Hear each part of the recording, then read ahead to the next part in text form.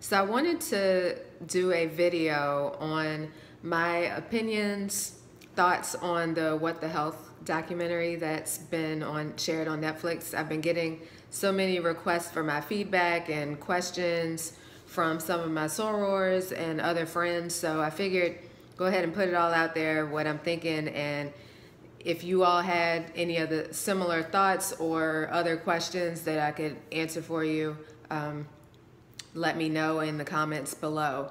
So, to the documentary, I thought it was very, very interesting, very informative in some ways. A lot of the information is not new. It's just been shared a little differently in this format. I think it was a lot of focus on fear in the video and really pushing that emotion for people to make this transition to plant-based, or they kind of pushed more towards the vegan route, which I think first off, anything that is done solely out of fear and not because you wanted to live a healthier lifestyle or because you felt this would be good for you, but solely because you're afraid of all of the things that they pointed out in the video, is not the best route to go for making your healthy options. The documentary is only presenting one side and using fear as its main method for pushing the result that was intended. So really, I think a lot more of thought and research needs to be done into a vegan lifestyle before just jumping right in. Vegan is not just your health choice, just your food choices. It's also what you wear. It's a whole lifestyle.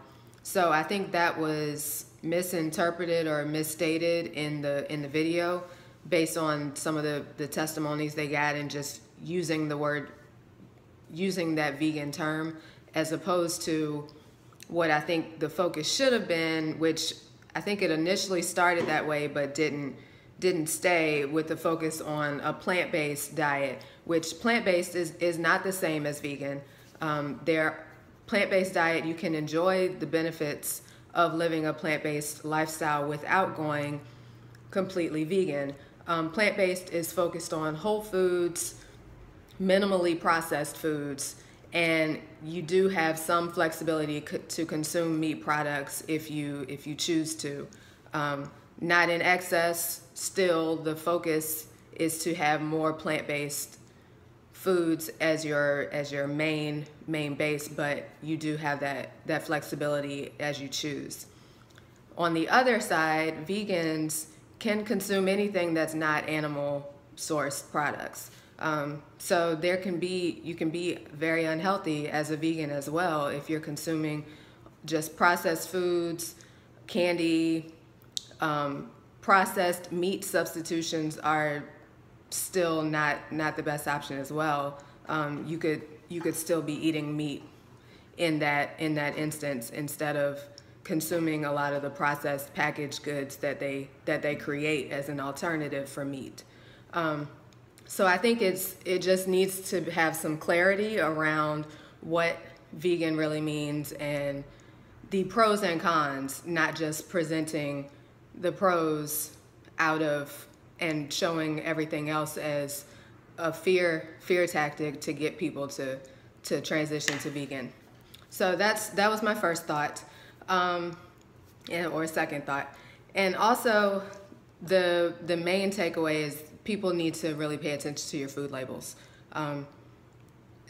Is what you're seeing on the label, is it something that you can pronounce? Does it look like something that came from the ground? If you read something, have no idea what it is, and can't determine what the original source is, then it's probably not something that you should be consuming.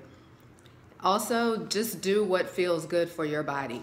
And that can be different for everyone, because everyone has different food sensitivities, different potential allergies, all of that. So I know for me personally, I've been consuming less and less poultry or mainly less chicken because I feel bloated after eating chicken most often. So that's something that I just have chose to cut out more often than not because I just don't like feeling bloated all the time. But that I could say that about some plant foods as well. I don't eat broccoli or cauliflower anymore because those have made me feel more bloated than any other foods that I've eaten. And I test this stuff out. It'll be a week that I'm eating that, wondering what's wrong. I cut out specific things, and to try to narrow down where it's coming from, I've determined that broccoli, cauliflower caused that bloating feeling for me, and instead of just dealing with it, I find the sources that those nutrients would provide in other foods. Also, the dairy. I definitely agree with everything that was in the video about dairy. We are the only species that consume another species' milk, which just doesn't make sense. So I would highly recommend less dairy in your diet. Most of us have some form of lactose intolerance, whether it might not be as noticeable as others, but it's better. It would be better to consume less dairy where possible. I know I'm not getting rid of cheese, and that's just a choice. So I may feel that bloat occasionally, but it won't. I'm not consuming dairy in excess. So cutting it out where you feel you can, especially for milk. Definitely not drinking cow's milk.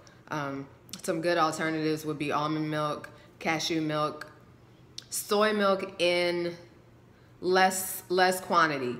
Soy is not as bad as some of the claims have made it to be, which I can cover that in another video if you all would like. But done some research on soy, and it's not as dangerous as a lot of the claims have been showing. So, but I personally prefer the almond or cashew milk. Coconut milk is also good as well.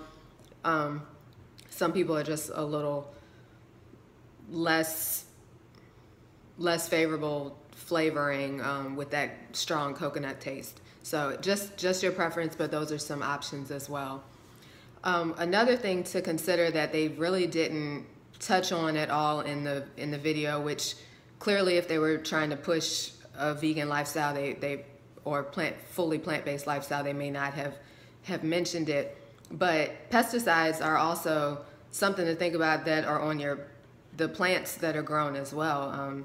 Chemicals are sprayed over all of the crops, even the ones that may state organic. You can't control what's coming out of the sky, and that's for everywhere. So unless you're growing all of your own food in your own controlled environment, have your own animals, and everything that you consume came directly from your cultivating it, then there's going to be something that you're susceptible to in everything you eat. So just have to live with that. Eggs. So eggs are always a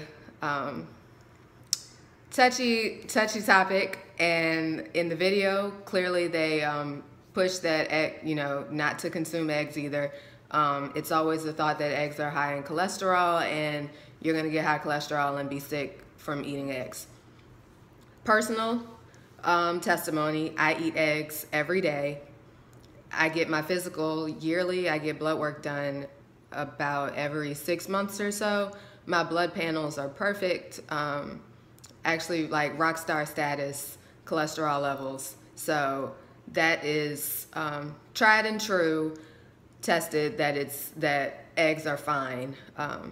And I will continue to eat my scrambled eggs every morning. So really, I think the biggest takeaway is that lifestyle changes. We do all need to make lifestyle changes for a healthier for healthier living and to be able to live a longer life. But food is not the only contributor for cancer risk or other diseases. It's also how you're treating your body, just everyday life. Cutting out smoking, and that includes hookah. Smoking is a contributor for risk of cancer. Drinking less alcohol, exercising more, maintaining a healthy weight. All of those are factors that can help you to lessen your risk of cancer.